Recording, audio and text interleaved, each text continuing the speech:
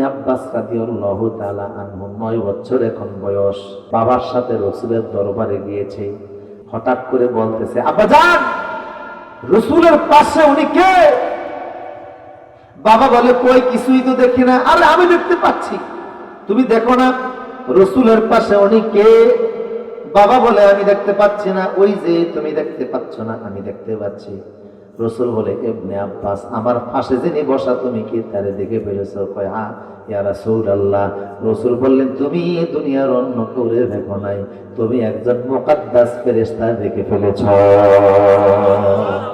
আমার পাশে একজন ফেরেশতা বসা। তবে ইবনে আব্বাস, এর জন্য তোমার লস হবে। আমার 100 লক্ষ সাহাবীর মধ্যে তুমি ফেরেশতা দেখে ফেলছো।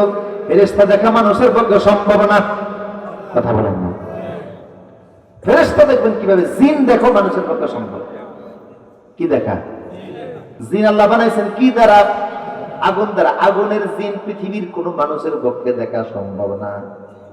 ফেরেশতা হলো নূরের তৈরি, ফেরেশতাও দেখা সম্ভব না। ইবনে আব্বাস, তুমি ফেরেশতা দেখে ফেলেছো, এই জন্য তোমার লস হবে। মরণের আগে আল্লাহ তোমার 2 চোখের জ্যোতি কাইরা নিয়ে যাবে। ফেরেশতা দেখছো, তোমার মরণের অন্ধ হয়ে মরবা। ঠিক তিনি তায়েফে শেষ জীবন কাটাইছেন অন্ধ হয়ে, 2 চোখ ছিল না। রাসূলের ভবিষ্যৎবাণী, আল্লাহু আকবার, আল্লাহু আকবার, রাসূলের ভবিষ্যৎবাণী মিলে গেল, তিনি অন্ধ হয়ে মারা গেলেন। তবে ওনার পাটা প্যারালাইজ হয়ে গেছিল। হঠাৎ করে দেখেন প্যারালাইজ, পা নাড়াইতে পারেন না।